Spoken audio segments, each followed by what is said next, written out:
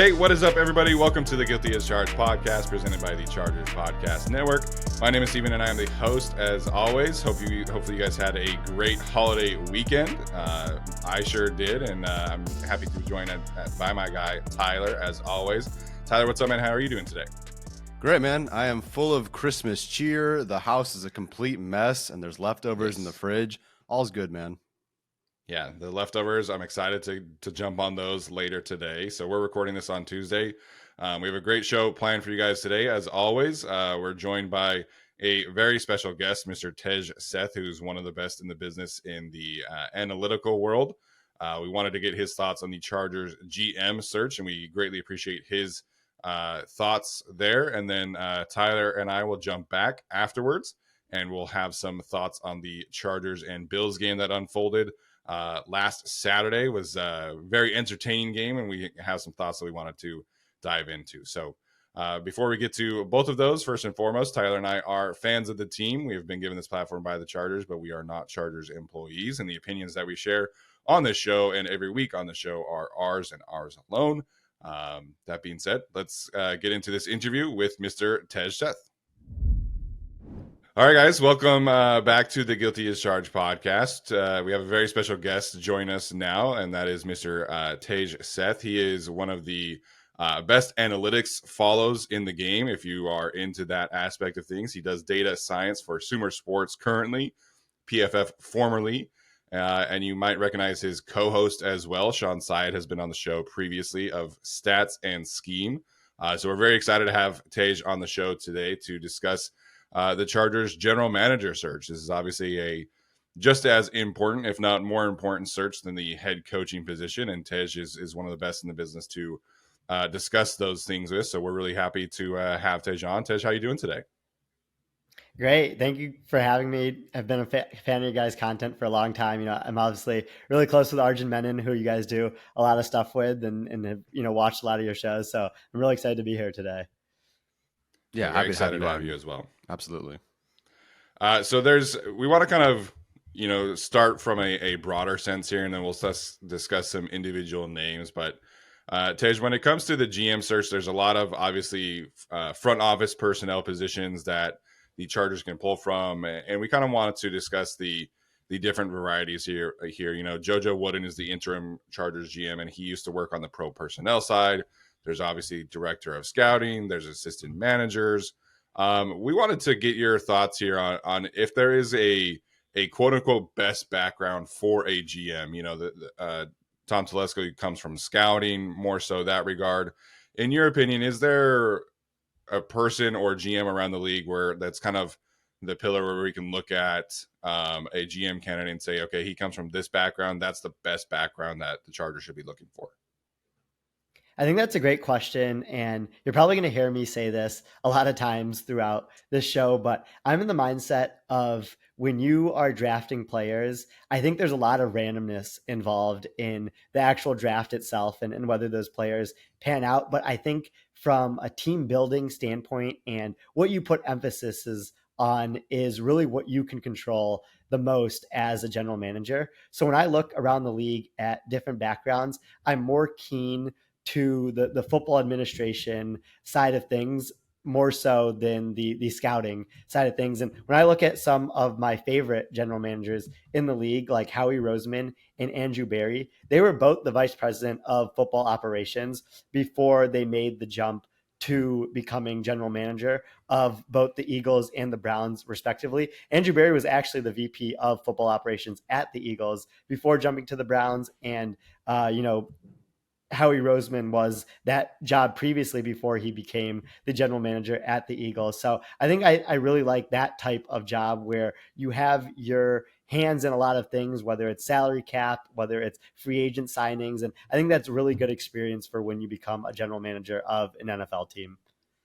That's a great answer. And so thank you so much for providing that particular response, because I'm looking through all the different kinds of GM candidates, and I honestly can barely tell the difference between some of these names. You're a VP, you're a senior executive, you're the president of this or that. Very difficult to figure out, who's what, who does what. Looking forward to the Chargers now, because obviously the Chargers are looking for a new GM.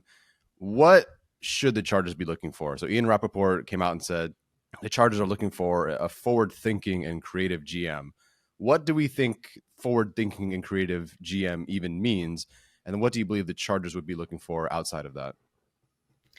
Yeah, I mean, forward thinking and creative, I think, is something that can benefit you in a lot of areas of life, and it is nice to see that at least that they have some sort of guidelines when it comes to a GM. And again, it goes back to what we just talked about earlier, where it's you have to have this clear understanding of what it takes to build a sustainable winner in the NFL right now. And I think a lot of that goes back to an emphasis on premium positions. So understanding that after quarterback, where you want to allocate your resources. Oftentimes that is things or positions that involve the passing game. So you're thinking wide receiver, offensive tackle, edge rusher, and cornerback are the positions that you want your GM to have an emphasis on. I think there's a pretty famous interview question that gets thrown around about if you had 100 points, how would you allocate those resources across every position? And so I think that is something that hopefully the Chargers are asking some variation of in their interviews, because positional value is so important. Something also that I think that the Chargers should be thinking about is someone who has the ability to manage the salary cap well.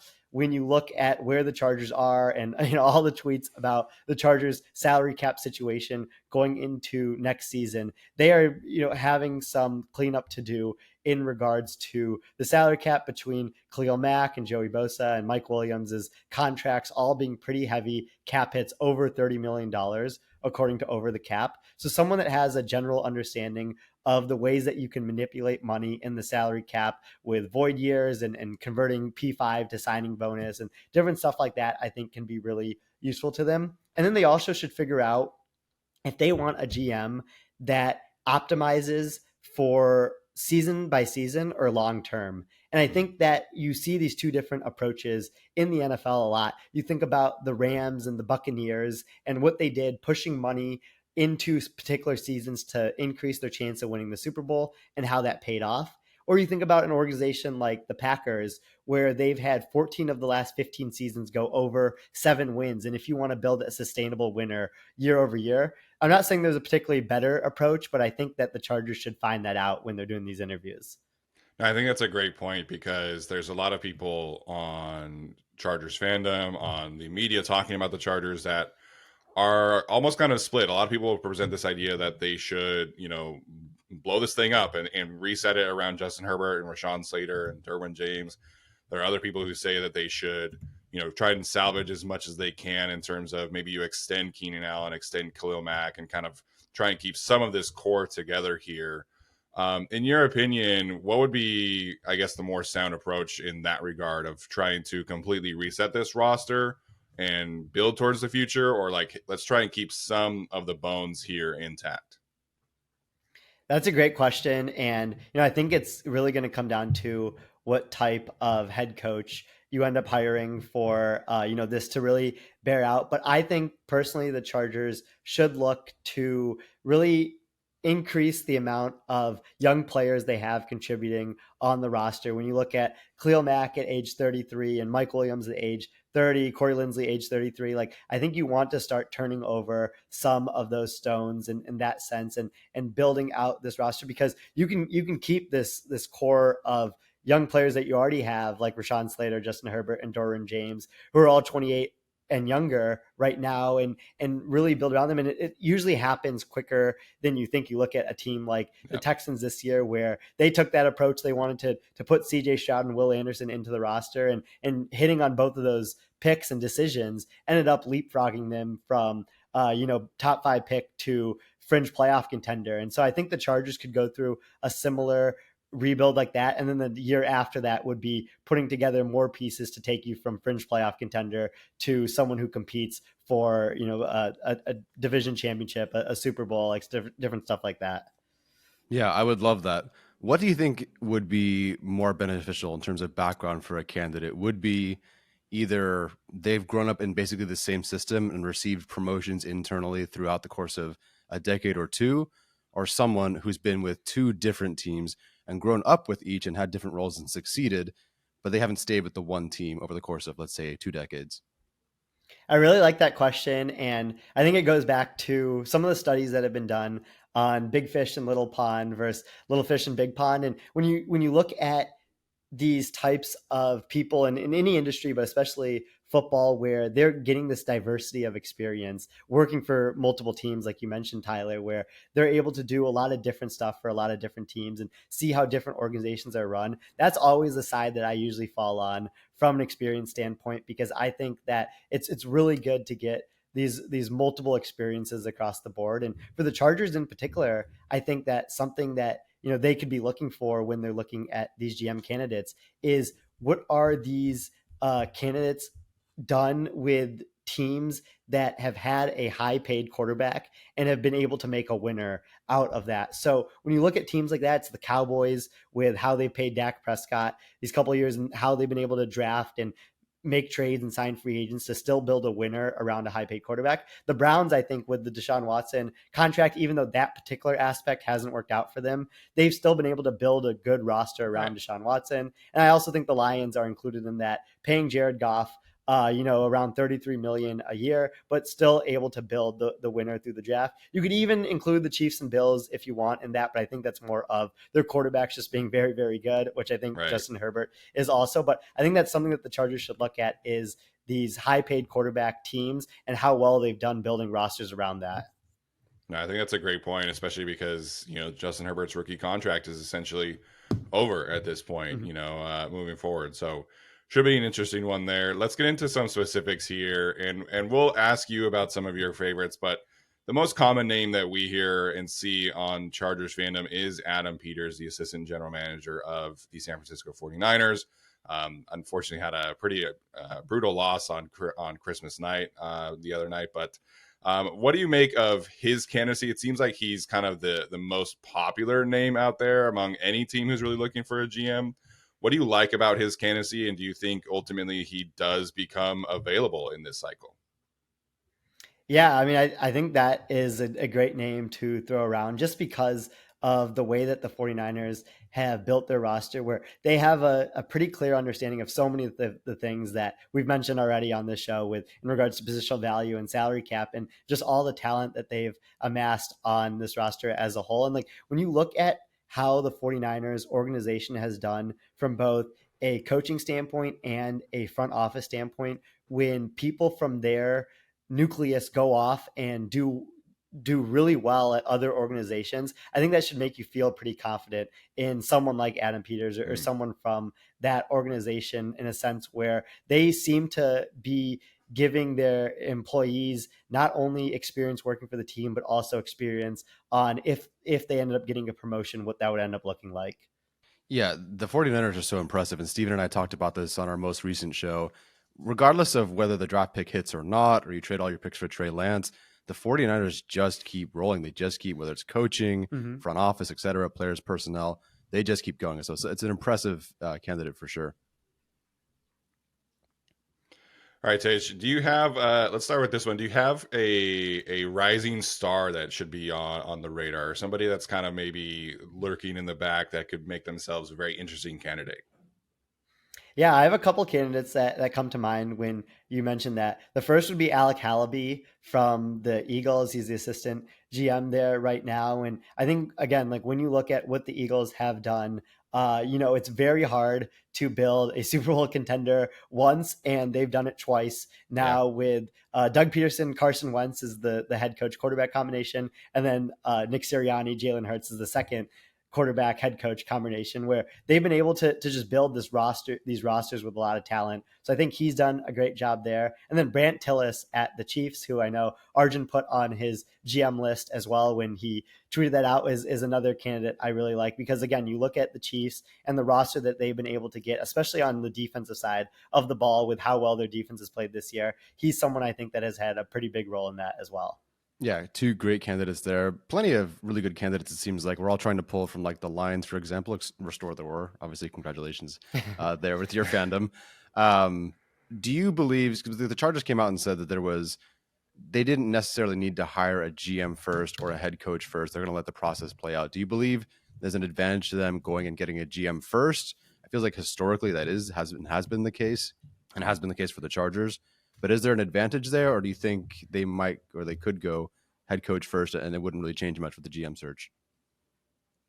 Mhm. Yeah, I mean that's a really good point to bring up, and like you mentioned, like the status quo is usually to get that GM first and to have the head coach come after. But I think I'm pretty agnostic on the order of the hiring. The main thing, and like this is pretty obvious, is there just really needs to be synergy between the GM and head coach. They have to be on the same page, and you often see those athletic articles of when people get fired of like how there wasn't a connection between the GM and head coach. And watching the Lions go from not winning many games coming out of 2020 and this whole rebuilding process that they've gone through in the last 3 years to get to where they are now.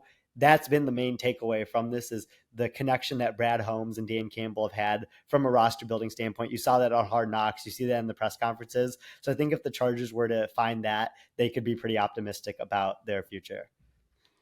Yeah, and I think obviously the cool thing about the Lions there is that Brad Holmes and Dan Campbell did not know each other, or at least did not have like a strong working relationship prior to meeting with the Lions. And Tyler and I went through and tried to find coaches and GM pairings that could like work together, but at the end of the day, that's not a completely necessary step. These guys can come in and work together. In your experience, do you feel like it is better that they don't know each other and then try and figure it out together, or do you think that it works well if they do have a previous working relationship?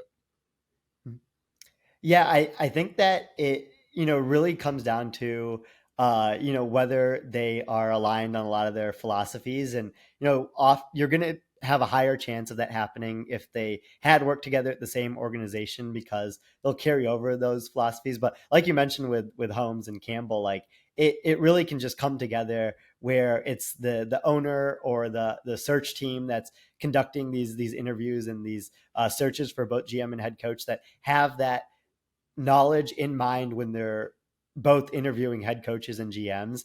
And as long as they know that, oh, if we hire these two people, they will have this shared connection over, their love of whatever it is, like it, whether it's, building the trenches first or going all in on skill positions, like different stuff like that. I think as long as someone is taking that into account, it should work out pretty nicely. I don't know if you know the answer to this, but how do you believe, or how have you heard that the discussions of who gets final say between head coach and GM or both is worked out? And then do you believe that the Chargers coaching, or excuse me, the Chargers openings, maybe the GM one would be less attractive if they had a head coach who did have final say? Would some of these better GM candidates go, never mind, I'd like to make my own calls and have the final say there?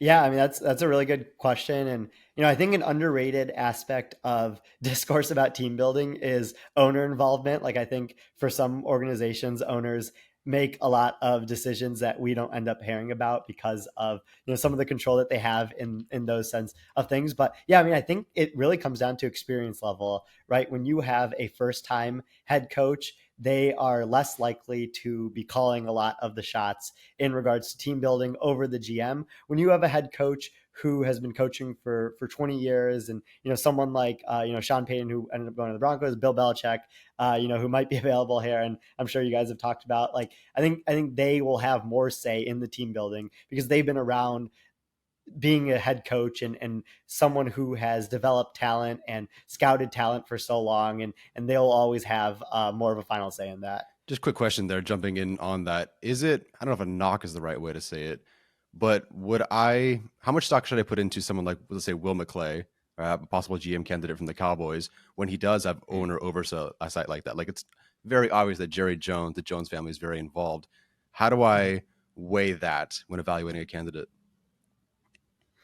Yeah, I mean, I think that it's really hard to separate, what the specific person does for the organization and then the entanglement of the organization around it, like you mentioned with Will McClay and Jerry Jones. But I think that you can really just look at what the Cowboys in particular were drafting like before McClay and what they drafted after. Again, it's like an emphasis on these really talented premium position players that the Cowboys have done these past couple of years with Micah Parsons and CeeDee Lamb and Tyler Smith and all the resources that they put into those first round picks. And I think that McClay's impact has been felt because of the Cowboys going through a rough patch in regards to their general team building as a whole, but somewhat particularly in the draft, and then what the Cowboys have looked like since McClay has gotten there just a couple of years ago.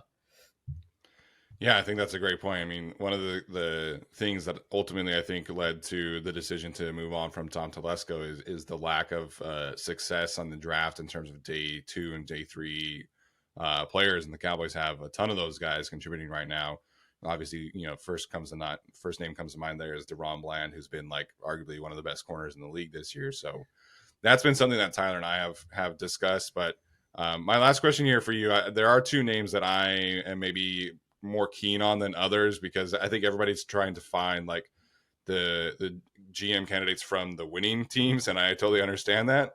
But I look at like Ed Dodds and Ian Cunningham in Indianapolis and Chicago, respectively, and their backgrounds and where they've come from. And to me, those two candidates might stand out a little bit more to me than people just trying to find, let's go pluck from the latest Eagles candidate or the latest 49ers candidate. Not that that's a bad process by any means, but what can you tell us about Ed Dodds and Ian Cunningham and their backgrounds? Ed Dodds is a great candidate to pull up. He was someone who was talked about for GM jobs for a couple of years now, and like his resume really speaks for himself. Had a decently large involvement in building out the Legion of Boom for Seattle, and then you look at what he's done since then and how that talent often seems to follow him in different directions. And so I think that he's someone that is definitely a very viable candidate for the Chargers if he wants the job. I think that the thing about him has always been that he's pretty happy with his current state of where he works and how well he's compensated and the different factors in that. So I think that he is someone that it might come down to whether he actually wants the job himself, more of if the Chargers or another team looking for a GM wants him. And then sorry, who was the other candidate you Ian mentioned? Cunningham in Chicago. Oh yeah, so yeah, I mean Ian Cunningham I think is someone that's really interesting as well, because like I have been pretty optimistic about the Bears team building now, and I know he used to be with the Eagles I believe beforehand. So I think that he's someone again that they have an understanding of when you have these resources, what is the best way to allocate the resources across the board. And the Bears have had a certain philosophy with that's been a little bit different than the Eagles philosophy. So again, Tyler, like you brought up earlier, like the different philosophies and getting that diversity of experience. And I think that he's someone that would really fall in that bucket. Would be remiss if I didn't at least mention JoJo Wooden here to close things out. There's a lot to weigh, of course, in this situation because, again, we're talking about roles and certain things. Tom Telesco being the general manager, how much does this person, how much is he involved in? What does he be involved in? What are the successes, not successes, etc.? Thoughts on him in general, his role, and the Chargers situation overall there? Yeah, I mean, it is really interesting that JoJo Wooden was someone who was on a lot of these preseason lists for GM candidates, even before the Chargers decided to fire Tom Telesco. So, I think putting him in as interim GM, you're not going to learn a ton from a lot of his actual moves that he's going to make, just because it's so late in the season and you don't know exactly what he's going to do. But like I think even just something as simple as waiving Sebastian Joseph Day as he did shows that at least he's going to try to help this roster in this limited experience, and maybe that turns into a full-time thing for him, which I think would be really exciting for him. And I know a lot of Chargers fans would like that as well. But like I think the Chargers, as long as they're pretty clear with him about they're going to treat him like as a candidate like other candidates that the firm ends up finding for them. And I think as long as they're fair about that, he can definitely be involved in this GM search for the team. Yeah, I know he's been a name on the radar for a few years. Brad Spielberger has highlighted his name a couple of times. He's on the pro personnel side for the Chargers, so pretty interesting to see where his candidacy ends up there. But Tej, man, appreciate the time. This has been very insightful. Hopefully, Chargers fans, you go give Tej a follow on social media and then check out Stats and Scheme as well. You've now heard from both of the hosts on that show, and hopefully you guys have enjoyed both of their work. So Tej, thanks so much for joining us, man. We look forward to chatting down the road. Thanks for having me, guys. This was a lot of fun. All right, so we'll come back after the break. Hey guys, VIP ticket packages for the first ever Super Bowl in Las Vegas are now on sale. And only On Location offers all inclusive experiences worthy of the entertainment capital of the world. Ticket packages boast an array of offerings such as premium seating to the game, epic pregame parties with headline talent, NFL legend appearances, premium drinks and fare, and much more. Visit NFLOnLocation.com or search NFL On Location today. Your football experience of a lifetime awaits only with On Location. All right, Tyler. Again, like I said, greatly appreciate Tej and his time today. Any big thoughts, big takeaway that you had from our discussion with him? I just loved the 100 points question, and now my brain is spinning about how I would answer that and how I would completely botch it.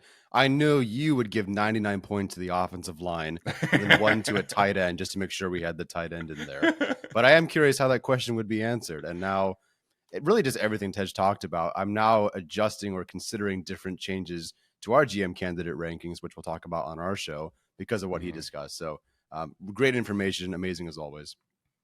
Yeah, I think for me, the importance of diversity of background is super important because, GM, it's not just like they're in charge. I mean, they are in charge of everything, right? It's ultimately their final say on the roster and everything like that. But if you are a GM candidate who's worked like exclusively in the pro personnel side of things, like you probably are a little limited in the draft side of things, or you might be a little limited on the salary cap side of things, or vice versa. So I think somebody that has that experience from a variety of backgrounds and a variety of places as well, I think is super important. And I think those are two areas where I'm going to look more into on my GM rankings personally. Like Tyler said, we'll dive into that on our own show. But I think that point was super important for me, is just somebody who has an ability to come from different places, different backgrounds, and be able to have that variety of experience.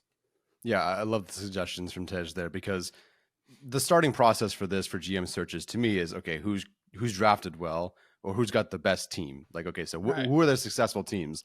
Let's pull from there. But there are plenty of successful teams. So how do we now start sifting through and parsing who's kind of who's done what, etc. That'll be the fun stuff. So I'm excited to dive into that more. Yeah, 100%. 100%. All right, so everybody got their weekend started, obviously, by watching the Chargers and Bills game on Saturday on the Peacock, which was an interesting experience on Peacock. I wasn't crazy about the no commercial fourth quarter personally, but it is what it is. So we'll dive into some of the game here. We did have some thoughts on our show on Saturday right afterwards. Obviously, I have to give a tip of the cap to Giff Smith and the way that coaching staff got this team ready. But Tyler, what was kind of your big takeaway from Saturday night?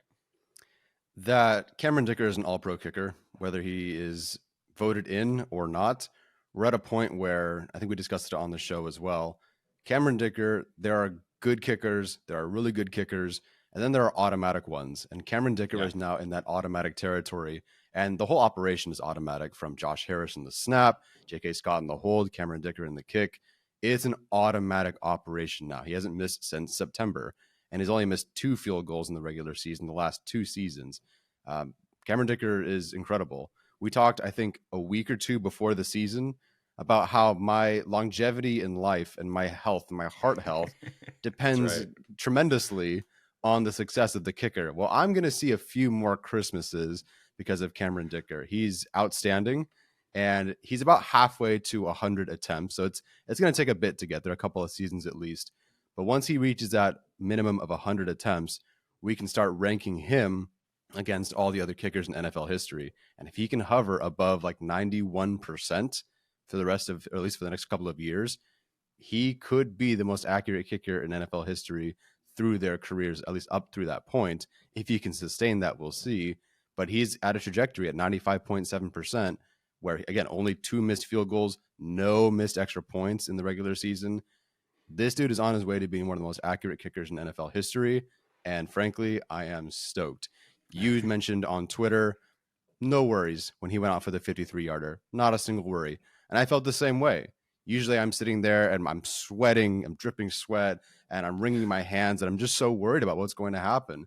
And Cameron Dicker now it's no problem. It is no problem. I haven't felt this way in a very long time. The Chargers have had at least 10 to 12 kickers since 2016 trying to find the next guy.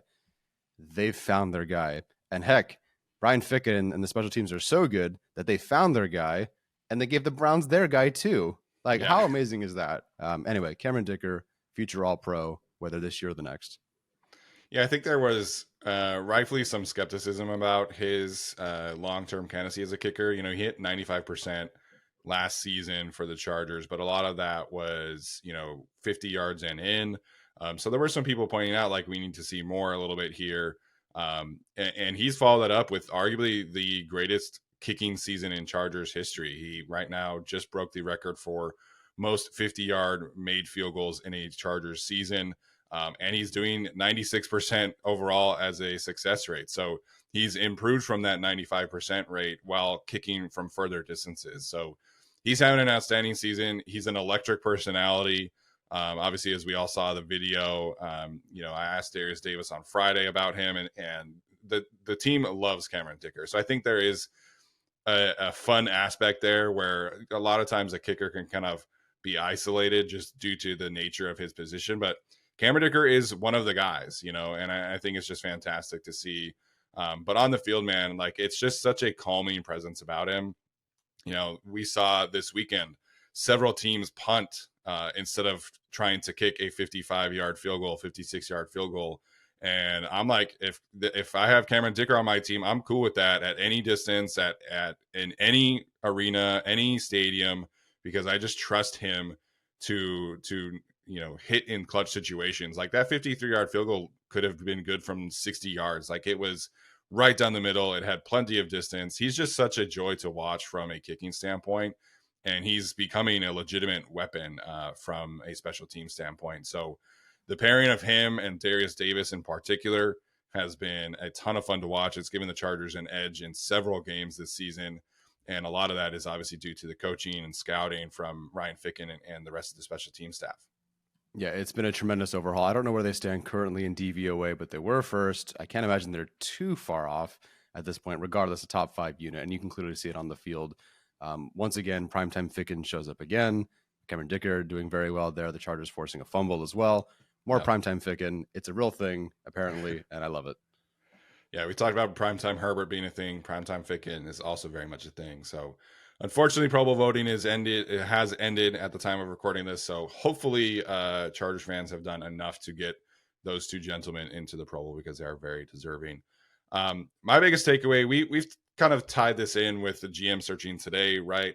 And I want to highlight Gerald Everett and Alohi Gilman, two guys who are free agents at the end of the season, two guys who made big plays on Saturday and have made big plays throughout their tenure over the last 2 years specifically for the Chargers. And I think part of this ties into the GM search because those two guys represent the meat of the roster, the depth of the roster. They're not the star players, but they are key starting caliber players. And maybe in a different world, Gerald Everett is kind of your tight end 2 instead of your tight end 1. Maybe Alohi Gilman is your safety 3 instead of your safety 2. Maybe you can find upgrades over them, but that doesn't mean they shouldn't be on the roster. And I think both of those two players represent positions that are not premium positions that are, teams try and cycle through and find the next upgrade positions. But both of them are players that should be re-signed by whoever the GM and head coaching candidates come in my opinion. I think both of them have such a spark plug nature to their game. I mean, how often have we seen the Chargers offense kind of struggle a little bit, give Gerald Everett a screen pass and he just bulldozes over two guys and then the offense gets clicking? How many times have we seen the defense just need a key stop, need a key turnover, and it's Alohi Gilman who is the one who forces it or the one who comes up in run support and gets a key tackle for loss? It's just remarkable the ability and consistency those two have to just make plays in key moments. And because of that, I think like those two players should be brought back. And I think it helps the roster overall. I think it provides this, new trend, so to speak, of keeping those guys around, which is not really something we've seen. I mean, Alohi Gilman would be the third day 3, day 2 pick to get a second contract from Tom Telesco's regime. So I think that would be cool to see.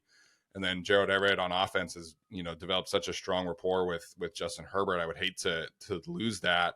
Doesn't sound like it's a great tight end class incoming. Obviously, we're on the Brock Bowers train, but maybe you don't even have the chance to get him, right? So I just think it makes too much sense to keep those guys around. I thought both of them played awesome on Saturday. I thought both of them have had some really great moments throughout the season, and they deserve to be kept around. Yeah, the next GM. One thing we talked about last week on this show that we've been frustrated with is the lack of retention of players. And we discussed naturally there is a lot of turnover when you have new coaches and losing seasons, and Cap moves this and that way. Rivers contract versus a rookie contract for Herbert. Mm-hmm. But the Chargers have to do better retaining some of these players, and they also have to just make sure they find players that have like play over payment over expected payment or whatever. I don't know. Like they based on the dollar Produce amount more value. Produce more value. Thank you for what they're being paid. I don't know what these two guys are going to get in their next contracts, but I don't think it's there's no $20 million a year contract over here. These guys have got good contracts and they deserve to get good contracts for their play. But these are the kinds of free agents, the kinds of players that the GM should be looking for either to retain or to find in free agency, because the Chargers don't have a ton of money. So who can you find like an Alohi Gilman? Like the fact that he can give you a generated turnover per game, yes, there's some solid safety play in there, but there's a little bit more. There's that turnover that he can generate per game, whether it's an interception, whether it's a forced fumble, turnover on downs, you name it. Gerald Everett, good tight end, will play, well, but then there's this extra thing that he can do. And I don't want the Chargers to go into this next draft and think, hey, we can just find replacements for these guys, no problem. That's kind of been their Achilles heel anyway. There's an expectation that because they think they can draft well and they think that we've got these picks, that we can just go find these guys. Well, you can also go an entire draft in a great tight end class and not select a tight end. Like that can also happen to you. And I don't want the Chargers to go into the next class where it sounds like it's Bowers and everybody else and not have that, not have Gerald Everett. So do I expect these guys to be elite at their position? Not necessarily. I really don't.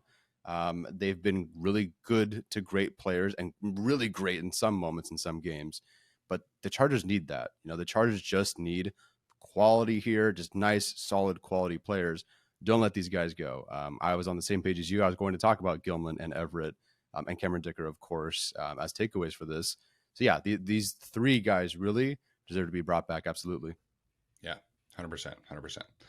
Cameron Dicker's contract situation, as I think he's a restricted free agent, gives the Chargers a little bit more leeway there. But obviously, Alohi Gilman and Gerald Everett are unrestricted free agents. So we'll have to see. That's ultimately a much more GM decision than Cameron Dicker is. So last point I wanted to touch on is the play of Easton Stick. We now have the ability to obviously look at the numbers. I have not watched the film yet, obviously busy with Christmas and everything like that. But now that we've had some time to sit on it, Tyler, what did you make of Easton Stick's performance on Saturday night? I'll actually start with the offense overall. It really felt like this was an offense more tailored to suit Easton Stick, for better or worse in some situations.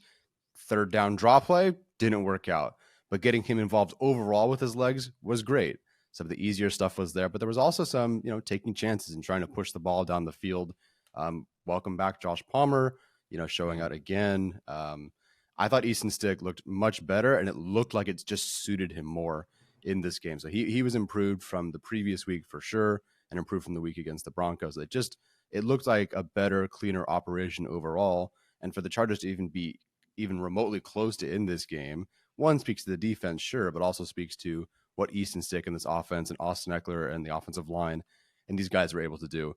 They couldn't fix everything. The offense still had some of their issues. There were still the late game protection issues. Easton Stick maybe holding onto the ball a bit too long, scrambling into a sack, that sort of thing. But like overall, there was, I think, an elevation to this offense that starts with Kellen Moore and then continues and is really in big part because of Easton Stick's improved play. Yeah, I thought there was definitely a greater influence from Easton Stick's legs and his ability to run the football. PFF had him at 5 design runs, 1 scramble for what it's worth. Was not a fan of the quarterback draw on 3rd and long, but it is what it is. But I thought overall Easton Stick played very well. I think for me, the greater influence of his legs helped out, but also I think Easton Stick just protected the football a lot more.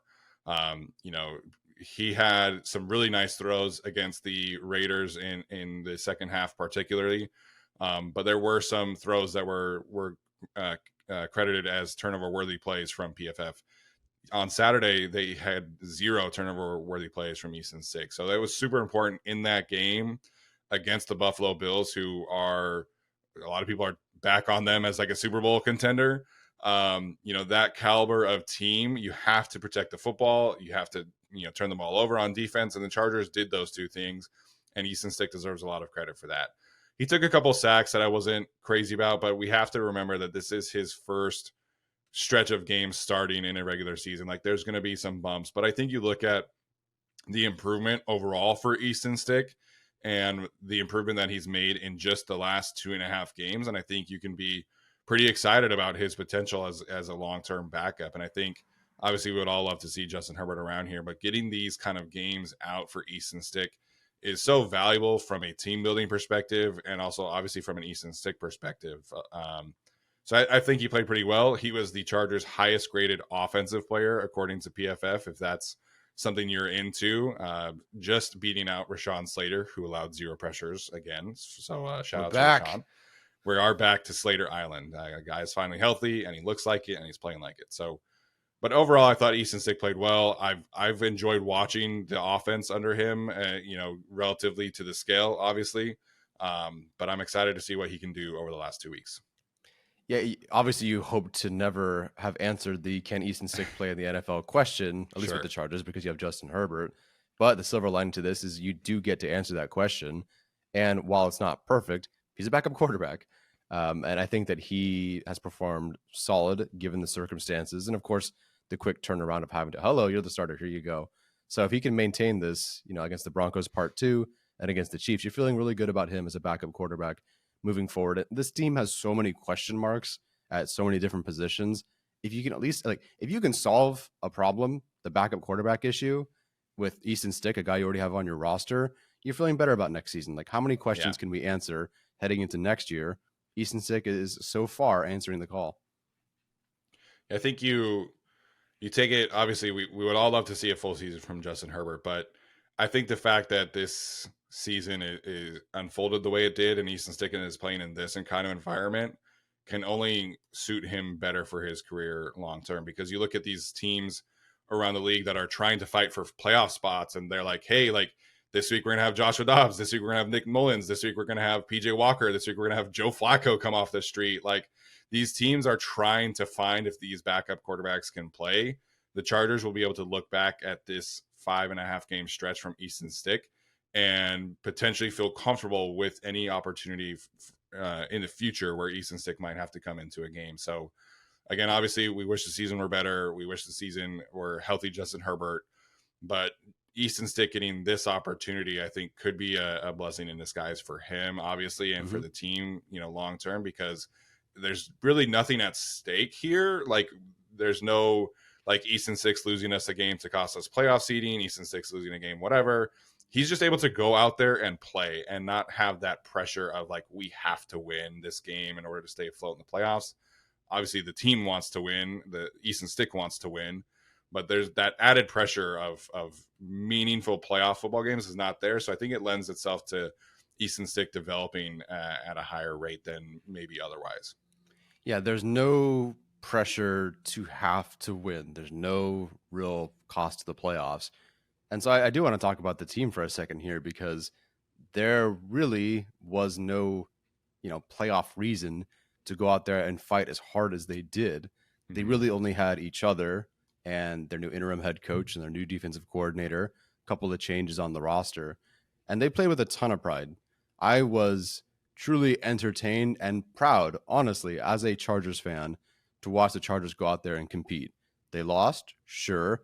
That's the Buffalo Bills. They're a good team who just bludgeoned the Cowboys, and they have their quarterback. They have Josh Allen, who's an MVP candidate every single year. For the Chargers, and in particular the defense, to go out and fight as hard as they did was truly impressive. As fans, Chargers may win, the Chargers may lose, but just feeling proud of watching your team, it feels really good. It honestly was a very entertaining game. I thought it was not going to be an entertaining game, and it ended up being one that I was truly invested in, because you could see these guys all just fighting for each other. And that was really impressive and really speaks to the character of a lot of those guys in the locker room. Yeah, I think Giff Smith did a wonderful job turning things around this week. You felt it during the press conferences during the week that he was going to try to coach for these players and help these players get quality film out there and restore pride over the last 3 weeks. And I think he's done that. They might not win the other 2 games, but I think at the end of the day, the Chargers players can be proud of what they put out on tape on Saturday. And I think that trend is going to continue under Gift Smith. So it was certainly a much more fun game than was previously anticipated. I mean, the Chargers were 12.5, 13-point underdogs, according to Vegas, heading into the game. And the Bills coming off a huge win against the Dallas Cowboys.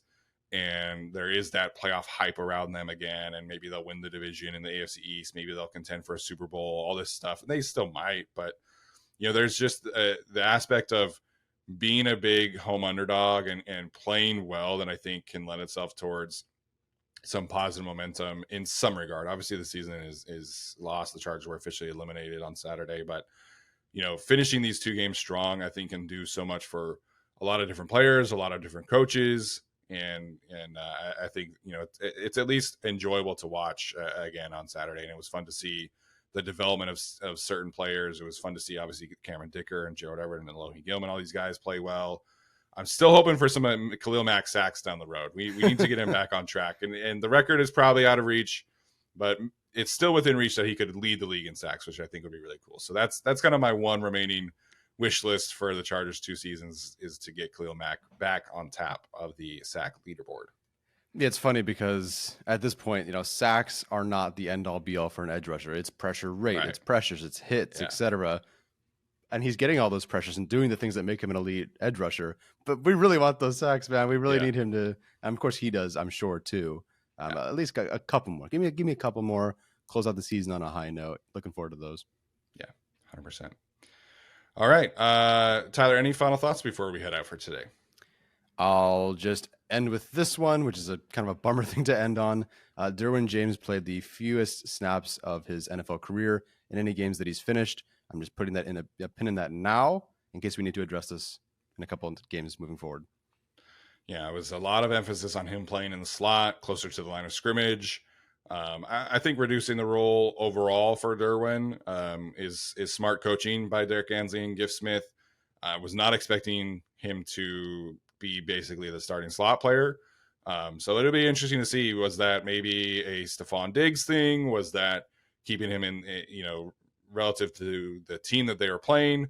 Or what is the role going forward, I think is important. But I think Derwin James in Brandon Staley's defense was playing 6 different positions, and it was one of the things that made him so much fun to watch last year. But I think this year became a little bit too much for him and for everybody else in the secondary. So I'm going to be interested to see what Derek Ansley has in store for the final 2 games here.